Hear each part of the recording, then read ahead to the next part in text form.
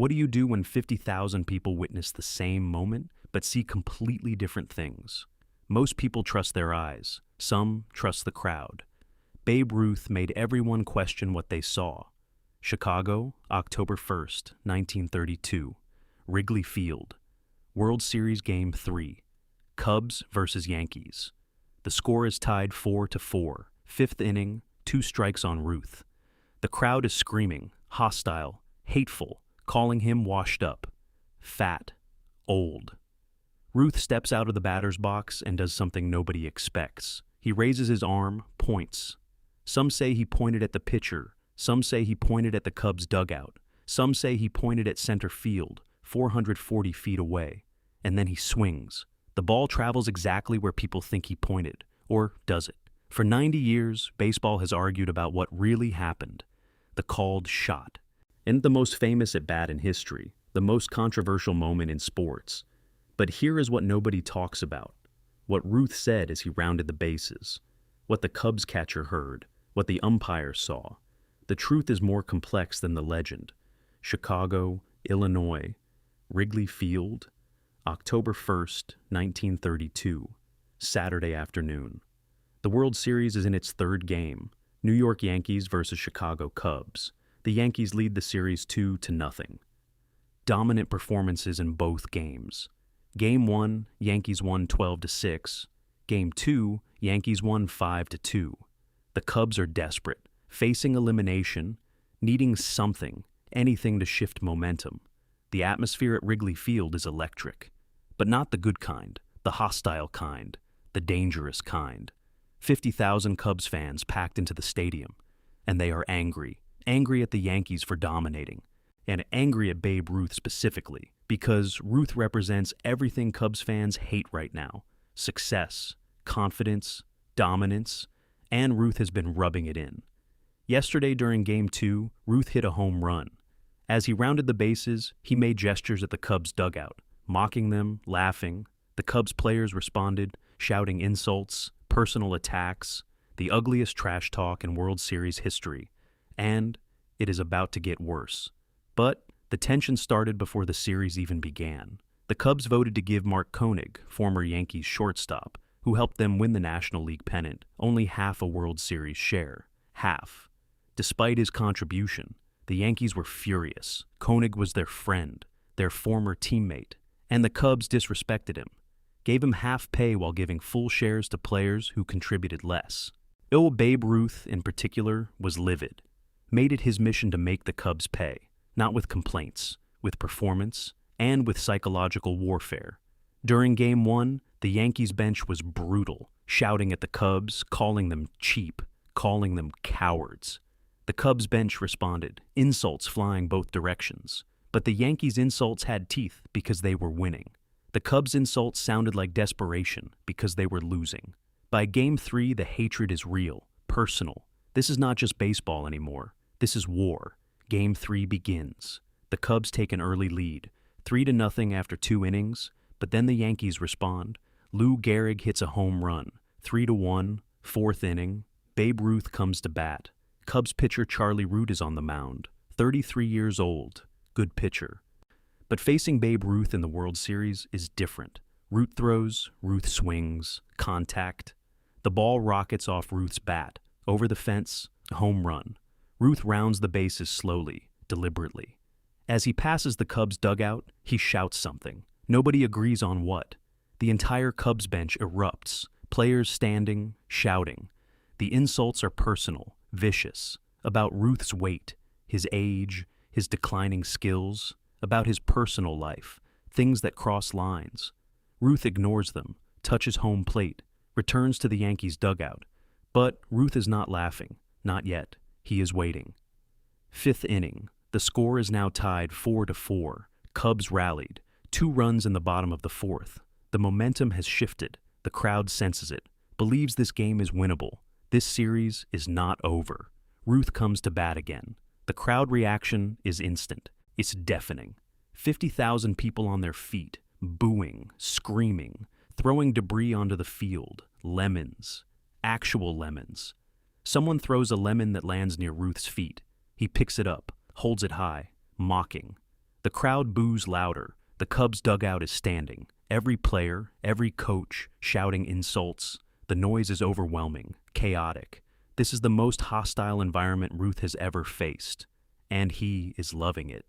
Charlie Root stands on the mound. He threw the pitch Ruth hit in the fourth inning, the home run that tied the game. Root is angry, embarrassed, determined not to let Ruth beat him again. Cubs catcher Gabby Hartnett crouches behind the plate, 31 years old, one of the best catchers in baseball. He is talking to Ruth, trash talk from 3 feet away. "You are done, babe, washed up. This is our house." Ruth does not respond, just digs into the batter's box. His routine, back foot planted, front foot tapping, bat held high, waiting. Root winds up, throws, curveball, outside corner, perfect pitch. Ruth watches it, strike one. The umpire calls it loud, strike. The Cubs dugout erupts, celebrating a called strike like it is a home run. The crowd goes insane, 50,000 people screaming, trash raining from the stands.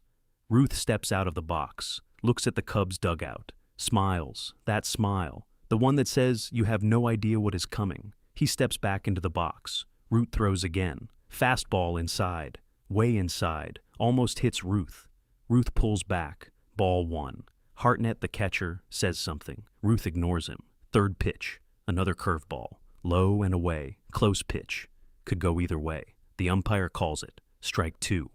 The crowd explodes. The noise is deafening. The entire stadium shaking. 2 strikes. One more, and Ruth is out. One more, and the momentum stays with the Cubs. One more, and the legend never happens. But here is where the story splits, where 50,000 witnesses see different things, where history becomes legend, where truth becomes mythology. Ruth steps out of the batter's box. Everyone agrees on that. What happens next? Nobody agrees. Version 1. Ruth holds up 1 finger, then 2 fingers, counting the strikes, acknowledging the count, nothing more. Version 2. Ruth points his bat at Charlie Root, directly at the pitcher, a gesture of challenge. "Throw your best pitch, I am going to hit it." Version 3. Ruth points his bat at the Cubs dugout, mocking them. "You are about to watch me end this." Version 4. Ruth points his bat at center field, 440 feet away, the deepest part of Wrigley Field, calling his shot. "I am going to hit the ball exactly there." 50,000 people watching, 50,000 different perspectives, and no video replay, no cameras capturing every angle, just memory. And memory is unreliable. Here is what we know for certain. Ruth raises his arm. His hand is extended. He is pointing at something.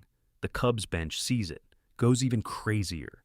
Gabby Hartnett, the catcher, says something to Ruth. Multiple witnesses confirm it. What did Hartnett say? "You will miss." 3 words, confident, mocking. Ruth looks down at him. And according to Hartnett's own testimony years later, Ruth smiles and says, "Want to bet?" Then Ruth steps back into the box, digs in, bat held high, waiting. The crowd is at maximum volume, at 50,000 people screaming, hating, wanting Ruth to fail. Charlie Root winds up. He knows this is the moment. This is the pitch that will define his legacy. Strike Ruth out, and he is a hero. Give up another home run, and he is a footnote. He throws, fastball, middle in, good location. A pitch that should result in either a swing and miss or weak contact. Ruth swings. The moment the bat makes contact, everyone knows. The sound is different, louder, sharper, more violent. The ball explodes off Ruth's bat, rising, climbing, headed exactly where Ruth pointed, or where people think he pointed, towards center field, the deepest part of the park. The center fielder does not even move, just watches, knowing it is gone. The ball keeps climbing, 400 feet, 420 feet, 440 feet. It lands in the center field bleachers. One of the longest home runs ever hit at Wrigley Field. The crowd goes silent, 50,000 people completely silent, shocked, devastated, unable to process what just happened. Ruth drops his bat, starts his home run trot, slow, methodical. As he rounds first base, he looks at the Cubs dugout. The entire team is silent now. No insults, no trash talk, just shock. As Ruth rounds second base, he passes near the mound. Charlie Root is standing there, frozen, humiliated. Ruth does not say anything, just makes eye contact. That is enough. Third base. The Cubs' third baseman looks away. Cannot meet Ruth's eyes. Home plate. Ruth touches it, looks at Gabby Hartnett, the catcher who said you will miss. Ruth grins. Told you. Before we continue with what people actually saw and what this moment means, do us a favor. Hit that subscribe button if this story is as fascinating to you as it is to us. Drop a like if you are blown away by what Ruth just did. Now, here is what we want to know. Drop a comment telling us where you are watching from and answer this. Have you ever called your shot in any sport, or do you prefer to let your actions speak? Let us know. We read every comment. The aftermath is immediate. Newspapers scramble. Reporters rush to interview witnesses. What did they see? Did Ruth really call his shot? The answers are all over the place. Reporter Joe Williams writes, Ruth pointed to center field and said he would hit the ball there. Then he did exactly that. Reporter Paul Gallico writes, Ruth held up 2 fingers to indicate the count. He did not point at anything specific. Reporter Westbrook Piegler writes, Ruth made a gesture toward the Cubs' dugout. He did not call his shot. 3 professional journalists, all watching the same at bat, all writing completely different stories. The players are asked. Yankees players say yes, he called it. We all saw it. Cubs players say no, he did not call it. He held up fingers showing the count. Nothing more. Charlie Root, the pitcher, is adamant for the rest of his life. Ruth did not call his shot. If he had, I would have knocked him down with the next pitch. Gabby Hartnett changes his story multiple times over the years. In 1932, he did not call anything, just got lucky. In 1948, maybe he pointed. I do not remember clearly. In 1960, yeah, he called it. I was right there. I heard him. So, which is true? Did Ruth call his shot or not? Here is what we know from film evidence. There is one film camera at Wrigley Field that day.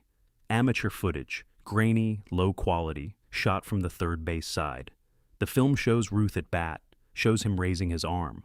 But the angle is wrong. You cannot see clearly where he is pointing. Is it at the pitcher, the dugout, center field?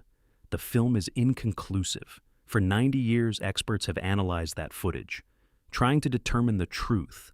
The film does not solve the debate. It just adds to it. Ruth himself gave conflicting accounts. Immediately after the game, Ruth says, I was pointing at Root, telling him to throw his best pitch. But in 1933, 1 year later, Ruth says, yeah, I called my shot, pointed right at the center field bleachers. In 1946, Ruth is asked again. He says, did I call it? I do not remember. It was a long time ago. Why would Ruth not remember? And this is the most famous at bat of his career. The answer is simple. Ruth hit 714 home runs in his career. He hit hundreds in dramatic situations. To him, this was just another home run. Special because it was the World Series, but not uniquely special. Only later, as the legend grew, did Ruth realize how significant this moment had become. And by then, even he was not sure what actually happened. So, what is the truth? Here is the most likely explanation. Ruth did make a gesture. He raised his arm. He was pointing at something. But what?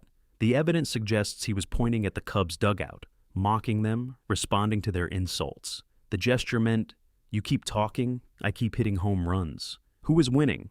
But the crowd, desperate to see something extraordinary, saw what they wanted to see. They saw Ruth pointing at center field, calling his shot, predicting exactly where the ball would land. And when the ball actually landed in center field, their memory solidified. He called it. I saw it. He pointed right there. This is how legends are born. A gesture is made. The outcome matches one possible interpretation. Memory fills in the gaps. And suddenly history is created. The truth does not matter anymore. The legend is better. The rest of the game is almost irrelevant. Lou Gehrig bats after Ruth. First pitch. Home run. Back-to-back home runs. The Yankees go on to win 7-5, and they sweep the World Series 4-0. Complete dominance. The Cubs are humiliated. The called shot is the exclamation point on a dynasty. But for Charlie Root, the moment destroys him. For the rest of his life, he is known as the guy who gave up the called shot. Every interview, every article, that is his legacy. Root pitched 16 seasons. Won 201 games, one of the most successful Cubs pitchers in history. But none of that matters. He is forever the answer to a trivia question. Who gave up Babe Ruth's called shot? For Gabby Hartnett, the story is different. He embraces it, tells different versions over the years, enjoys being part of the legend. When he is inducted into the Hall of Fame in 1955, he smiles. Ruth called it. I was right there, 3 feet away. And when that ball left his bat, I knew we were watching history. Years later, 1948, a reporter visits Babe Ruth. Final interview. Babe, 16 years ago. World Series Game 3. Did you call your shot? Ruth is weak. Can barely speak. But he smiles. You were still asking about that. The world wants to know. Ruth thinks for a long moment. I pointed. The ball went where I pointed. You decide if I called it. That is not an answer. That is the only answer you are going to get. 2 months later, Ruth is dead. The truth died with him. Or maybe the truth is that there is no truth. Just a moment, frozen in time, interpreted differently by everyone who witnessed it. And that is perfect, because legends do not need truth. They need belief. And 90 years later, people still believe, still argue, still wonder. That is the power of Babe Ruth. Not just what he did, but what he made people think he did. The called shot is the greatest magic trick in sports history. And like all great magic, the secret does not matter. The wonder does.